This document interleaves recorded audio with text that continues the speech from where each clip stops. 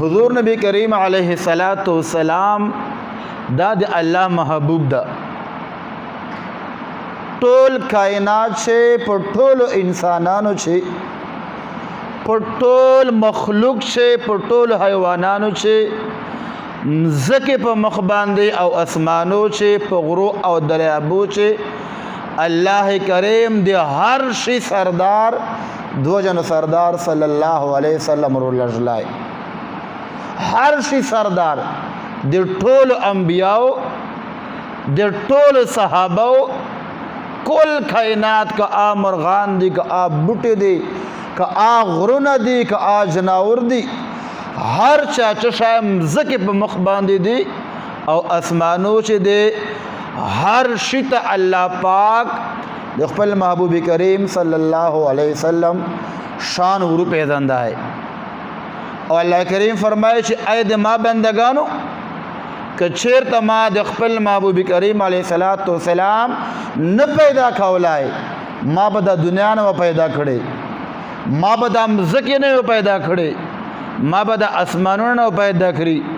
تر دې حد پورې چې ما به خپل خدایي نه ظاهره کړي جگر رحمان بابا فرمائی تک نوے دا جہان با پیدانو دو جنو سردار صلی اللہ علیہ وسلم تا اشارہ دا کہ یا رسول اللہ یا حبیب اللہ صلی اللہ علیہ وسلم تک نوے دا جہان با پیدانو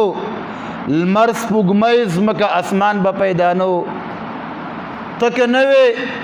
دا جہان با پیدانو المرس پگمیز مکا اسمان با پیدانو او خدای ستال مخا خدای کړل ظاهرا یا رسول الله یا حبیب الله صلی الله علیه وسلم ستال مخ خدای کړل ظاهرا کني موږ انسانان و پیدا نو الله کریم خپل محبوب تا هر کمال هر معجزه ور کړی دا خرن افسوس خبره دا چې نن مسلمان لدغ شنه مخ اړولای دا نن مسلمان ته د خپل محبوب شان پته نستا نن مسلمان له قرآن او حدیث نه لره دا حالانکه نبی کریم علیه السلام شان الله کریم هغه شیانو ته ور پیژندلای دا چې سای نستا وش لرګي الله پاک د خپل محبوب شان ور پیژندلای دا هغه په شو اسمانو باندې المر چې بے جان ده خود نبی کریم علیه السلام په اشاره باندې واپس غیر خاتل آیدا شاور او شاولای چې دا الله محبوب ده حالانکه المر خو بے جان ده او چې خو هیڅ شعور نستا څنګه مونږه معلومات او توسل چې دا د الله محبوب اشاره ده بیا په دوره لوی فاصله باندې په دوره لوی مسافحت باندې نبی کریم علیه السلام المر ته اشاره کوي او اشدل المر واپس رخیزي اي المر ته څنګه پتا و چې دا د الله محبوب اشاره ده المر چې خو نه عقل ستا نه شعور ستا نه ساس ته بچي دیرنګ الله کریم د خپل محبوب کریم علیه السلام د ګوتې په اشاره باندې په چو اسمانو باندې ولاړه او مشکې دو ټوکړې کړې ده حالانکه او مشکې ته څه پتا و چې دا الله محبوب ده په چو اسمانو باندې لره په چور مصافحت باندې لره ولاړه او مشکې چې نبی کریم علیه السلام د ګوتې مبارکه اشاره او توکړه نو مشکې په من باندې دو ټوکړې فلا یو بل حدیث مبارک خلاصه ده چې نبی کریم علیه السلام کله د دنیا ته تشریف راوړای کله نبی کریم علیه السلام پیدا سلای نبی کریم علیه السلام تر مبارک فرمای چې ذکر نبی علیه السلام خو ته ورلو زیارت ته زیارت وکړو نبی علیه السلام په کټوله چې پروتو او کټوله زنګیدا فرمای چې دا روشنايي او دا نور هغه طرف ته بتلای چې کوم طرف ته به زنګوچتلا فرمایش بیا به آی طرف ته رااله بیا به د روشنايي او نور آی طرف ته رااله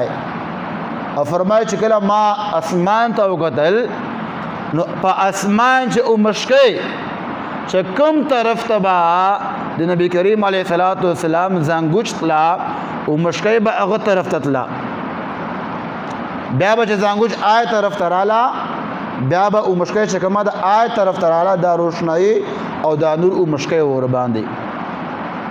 دا د نبی علیه الصلاۃ والسلام تر مبارک فرمایي چې دا مهاجره ما په خپل سترګو باندې ولیدا. یو بل صحابي فرمایي حدیث مبارک تا چې نبی کریم علیه الصلاۃ والسلام په بارگاه چې زه حاضر سلو د 14 اومشکۍ شپه ده 14 شپه ده د اومشکۍ 14 په شپې باندې اومشکۍ ډېر رڼا کوي روشنایي زیاتې فرمایي ذکلا اومشکۍ ته وګوره او کله نبی کریم علیه الصلاۃ والسلام چهره مبارک ته وګوره مخ مبارک ته وګوره بیا اومشکۍ ته وګوره بیا نبی کریم علیه الصلاۃ والسلام چهره مبارک ته وګوره فرمایي چې ما په خپل زړه چې دا فیصله وکړه دا ما د خپل زړه فیصله راکړه چې دا اومشکۍ چې کومه ده د اومشکۍ نه ډېر زیات حسین او جمیل د ما محبوب مخ ته نبی کریم علیه الصلاۃ والسلام چهره مبارکه د اومشکۍ نه څو ځله زیاته ده او دا ما د خپل زړه فیصله راکړه او دا ما ته ویله ما دا ویله چې دا اومشکۍ ته کومه روشنایي او کوم نور میلاو ده دا د نبی کریم علیه الصلاۃ والسلام د چهره مبارکه نه وته میلاو ده.